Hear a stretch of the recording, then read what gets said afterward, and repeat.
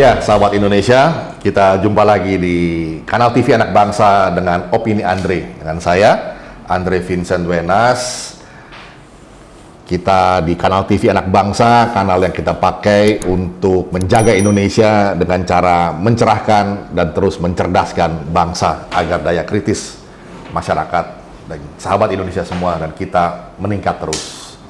Sahabat, kasus korupsi itu tidak habis-habisnya. Baru-baru ini di Kementerian Keuangan, khususnya Dirjen Pajak, diawasi atau dilakukan operasi tangkap tangan oleh KPK.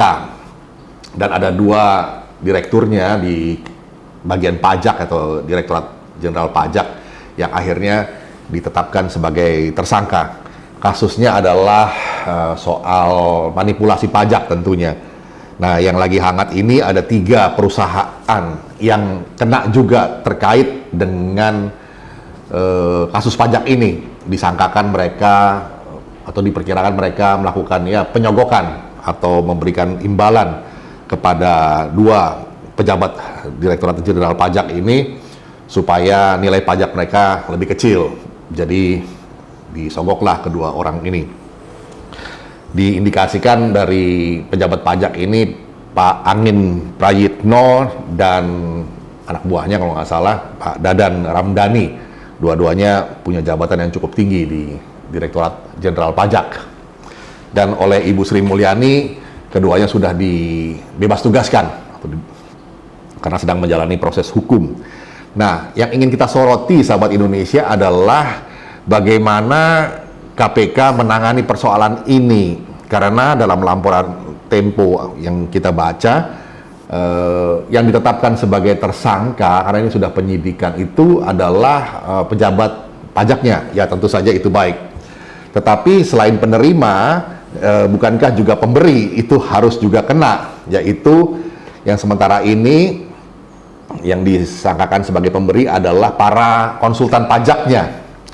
Jadi strukturnya Dirjen Pajak, 2 pejabatnya sudah kena, kemudian pemberinya itu baru para konsultan pajak dari ketiga perusahaan ini. Siapa perusahaan ini? Perusahaan ini adalah satu PT John Lynn Baratama.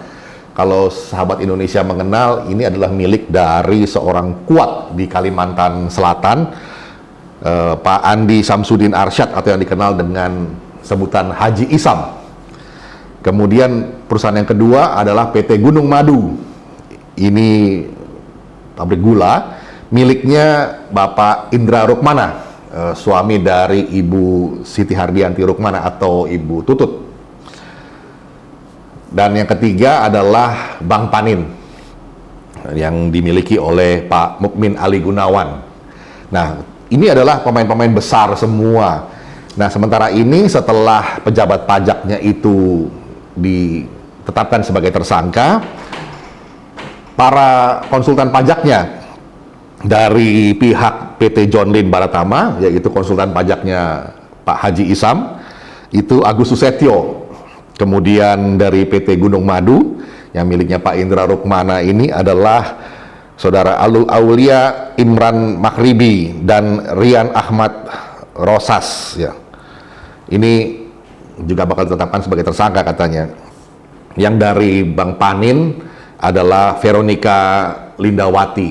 Nah, pertanyaan besar sahabat Indonesia, seperti laporan Tempo kemarin kita cukup terperangah adalah penetapan tersangka ini mendapatkan hambatan atau kendala justru dari pimpinan KPK sendiri. Ini yang menimbulkan pertanyaan, ada apa? Apakah saat ini hanya para konsultannya saja, konsultan pajaknya saja yang disangkakan? Bagaimana dengan perusahaan-perusahaan yang justru menjadi wajib pajaknya? Bukankah mereka yang merupakan sumbernya dan yang memberikan keputusan sebetulnya bahwa ini perlu diberikan sogokan atau tidak? Ya, kita semua tahu bahwa praktek ini bukanlah praktek yang jarang dilakukan. Justru banyak sekali katanya yang saya dengar praktek manipulasi pajak ini dilakukan oleh para wajib pajak di Indonesia. Oleh karena itu perlu dilakukan tindakan yang tegas agar menjadi deterrent effect.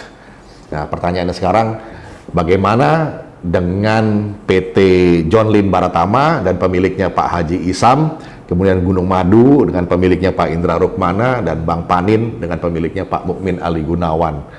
Apakah mereka juga bakal menjadi tersangka atau hanya sampai pada level konsultan pajaknya saja yang disangkakan? Ini pertanyaan besar dan menjadi tantangan bagi KPK dan bagi semua pengamat juga tidak bisa mengabaikan, karena ini seolah-olah jadi seperti menggeser tanggung jawab. Bukan lagi mereka-mereka yang menjadi wajib pajak ini yang seharusnya bertanggung jawab terhadap penyimpangan-penyimpangan pajak. Tentu saja pejabat Dirjen Pajaknya sudah, 2 direktur tadi, Pak Angin Prayitno dan Pak Dadan. Nah, sekarang tinggal bagaimana wajib pajaknya itu sendiri. Sementara ini kesannya seperti akan diarahkan kepada para konsultan-konsultan pajaknya saja. Nah, ini seperti kambing hitam ya. Nah, ini yang kita coba telisik dan kita cermati, dan akan kita pantau apakah KPK bisa terus sampai kepada mereka-mereka yang disebut dengan kelas kakapnya, atau hanya dilemparkan sampai di level konsultan saja. Nah, kita akan lihat bagaimana episode ini masih terus berlangsung, akan kita pantau bersama-sama. Demikian sahabat Indonesia, ajakan kita untuk memantau kasus pajak di Dirjen Pajak yang melibatkan 3 perusahaan besar milik orang-orang besar ini. 1, PT John Lynn Baratama milik Pak Haji Isam, kedua PT Gunung Madu milik Pak Indra Rukmana, dan ketiga Bang Panin milik Pak Mukmin Ali Gunawan. Bagaimana kisah ini akan berlanjut?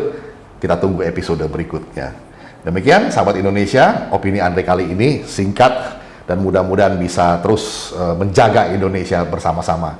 Kita terus cerdaskan dengan mencerahkan bangsa ini. Jangan lupa like, subscribe, comment, and share konten di kanal TV Anak Bangsa, karena kita hadir senantiasa untuk menjaga Indonesia.